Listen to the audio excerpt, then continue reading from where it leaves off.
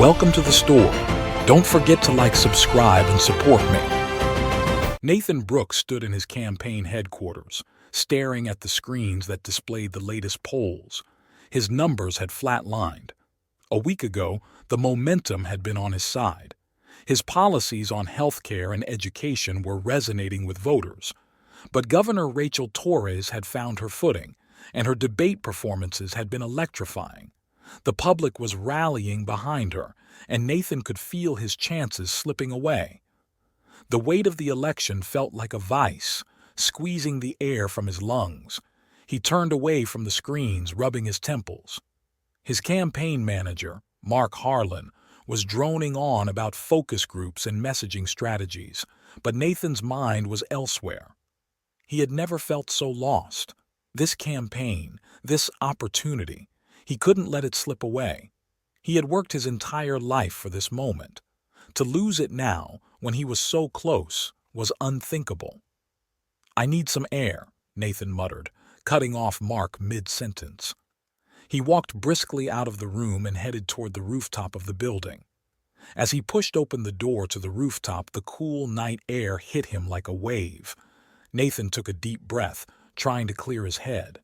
The city skyline stretched before him, twinkling with the lights of a million lives. Somewhere out there, the future president of the United States was being decided, and for the first time in weeks, Nathan felt powerless to control the outcome. It was then that he noticed the small, glimmering object on the rooftop ledge. At first, he thought it was just a piece of trash or a trick of the light. But as he stepped closer, he saw that it was something else entirely, a small, intricate device, almost like a watch, but far too complex. It pulsed faintly, as if alive. Nathan hesitated, glancing around to see if anyone else had noticed it. The rooftop was empty. With a strange sense of curiosity, he reached out and picked up the device. The moment his fingers touched it, the world around him blurred and shifted. Nathan blinked, feeling disoriented. He was back in his campaign office, but something was different. The screens in front of him now displayed polling numbers from 3 days earlier. Mark Harlan was standing exactly where he had been before, talking about the same focus groups and strategies. But this time, Nathan felt an odd sense of déjà vu. "Nathan, did you hear what I said?" Mark asked, looking concerned.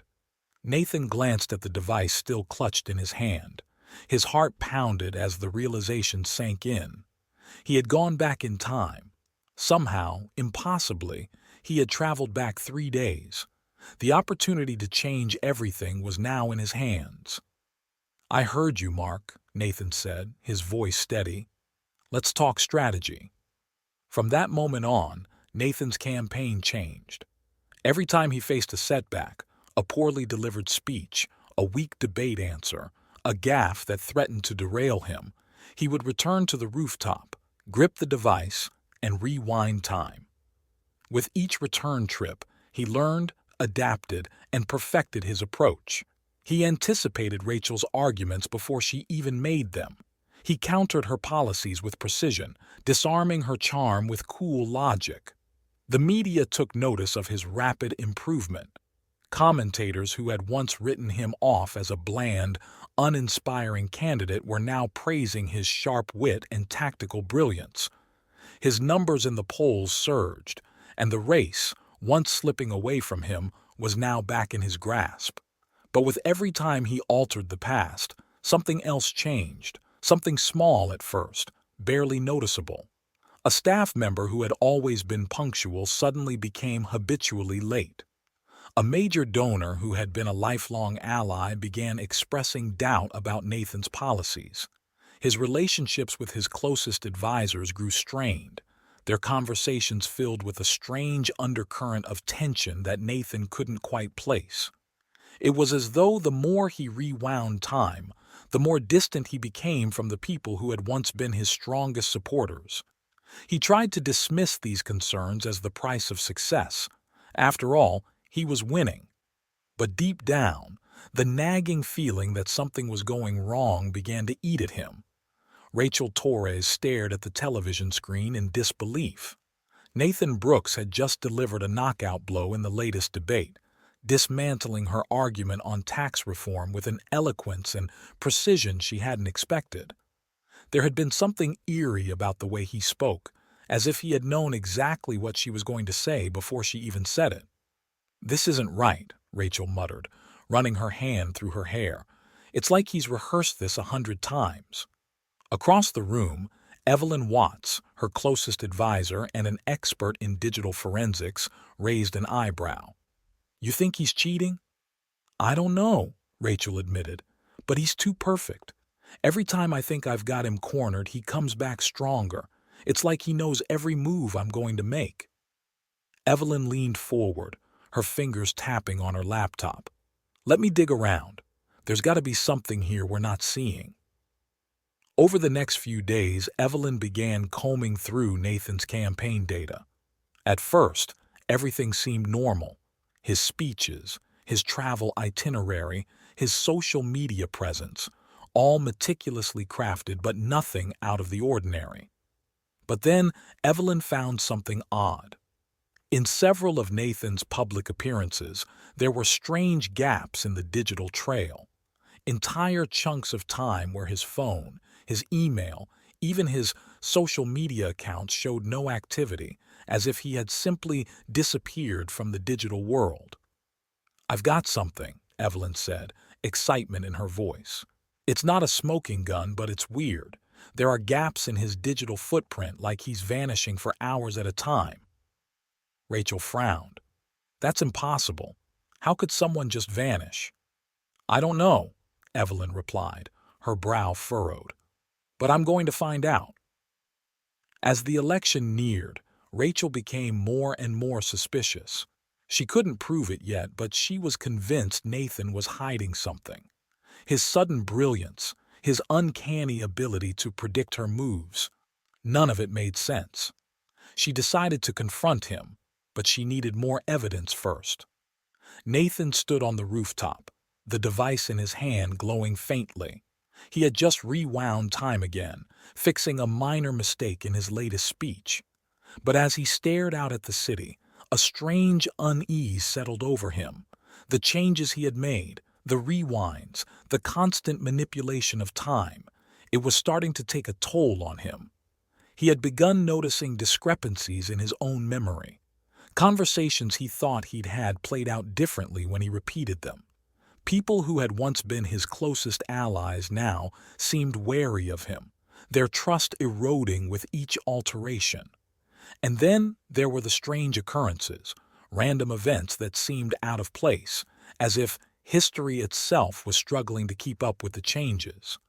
Nathan shook his head, trying to push the thoughts away. He was winning. That's all that mattered. He couldn't afford to let doubt cloud his mind. But just as he was about to leave the rooftop, he heard footsteps behind him. He turned to see Rachel standing there, her arms crossed, her face hard as stone.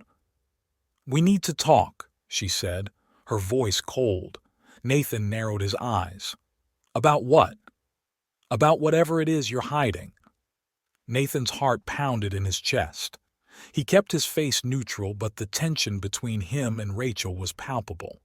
The rooftop, which had once felt like his private sanctuary, now seemed like a trap. "I'm not hiding anything, Rachel," Nathan said, keeping his voice calm. "I'm just running a smart campaign." Rachel took a step closer, her eyes locked on his. "Cut the crap, Nathan. I know something's going on. You disappear for hours at a time.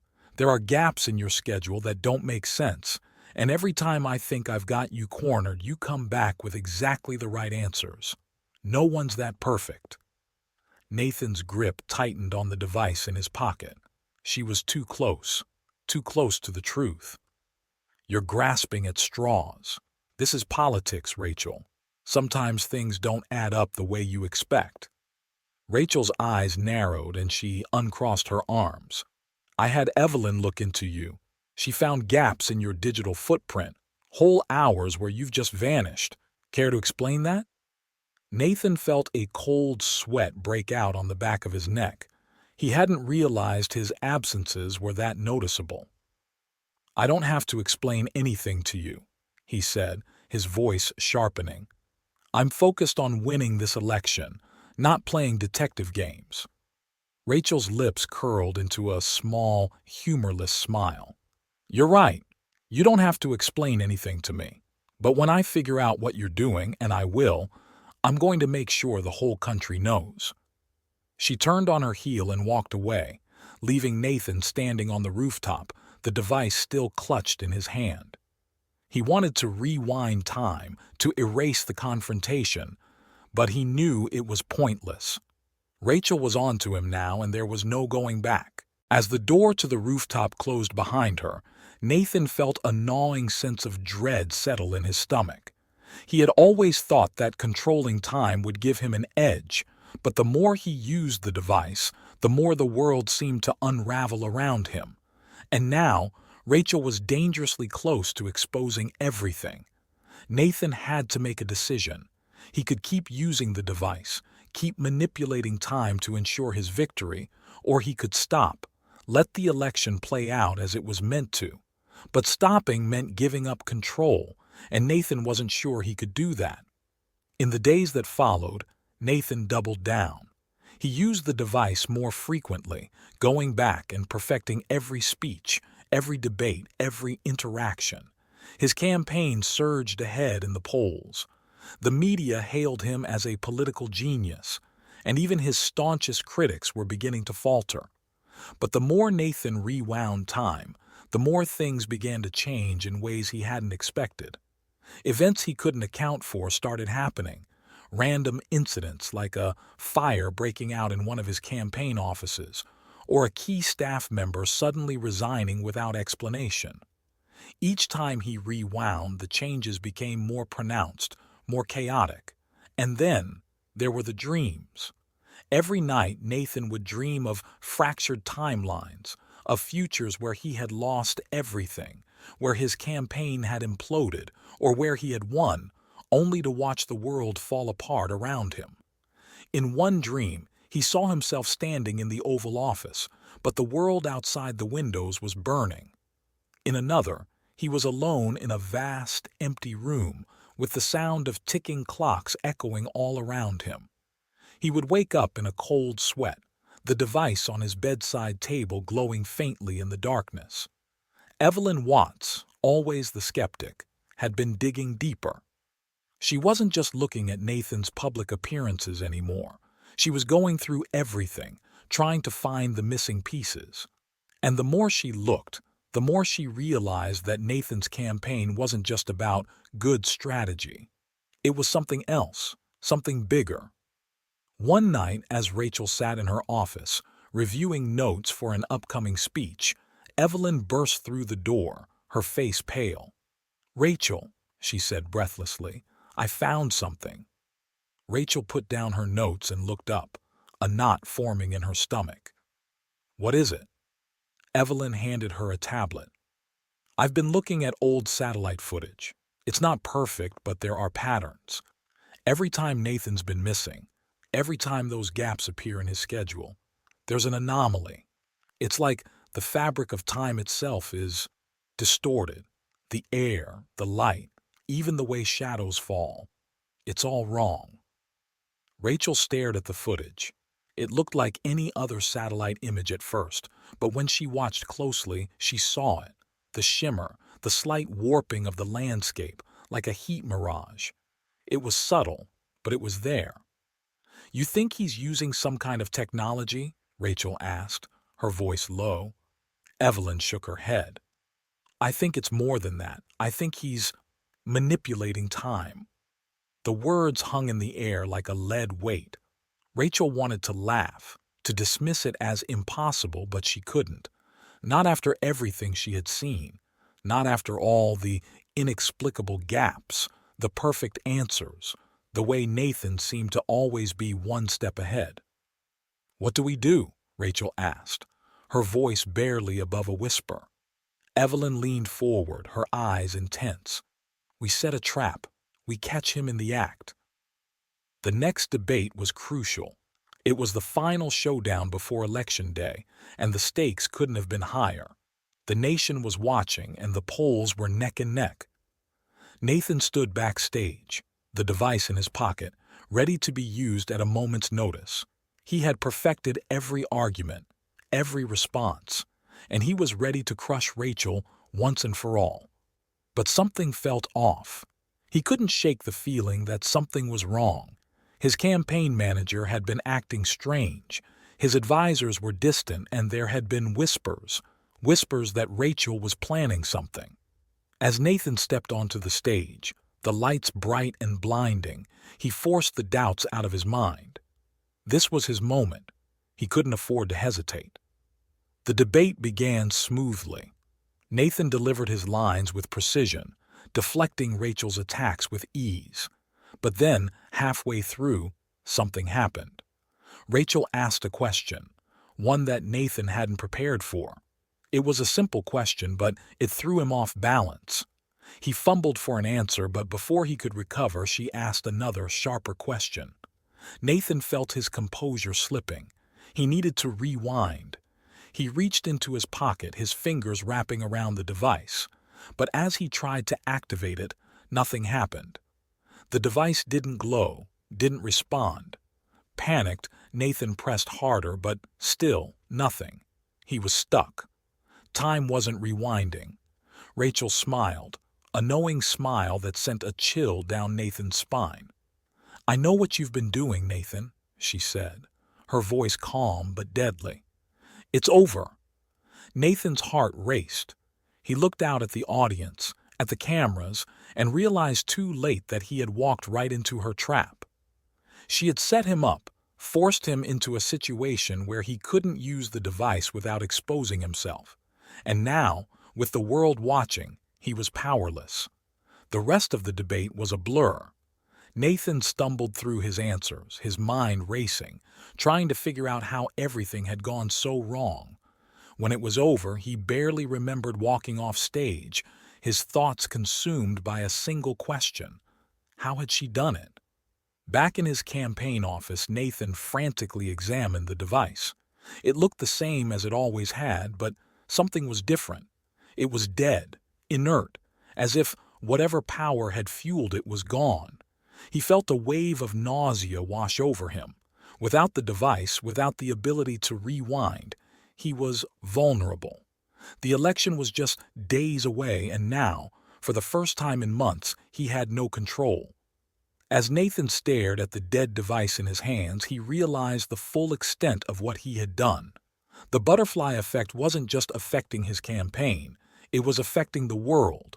And now, without the ability to fix it, he was left to face the consequences. Rachel had won. But as Nathan looked out at the city skyline, he knew that the real battle wasn't over. The future, fractured and unstable, was still unfolding. And somewhere, in the shifting currents of time, the final outcome was still in doubt.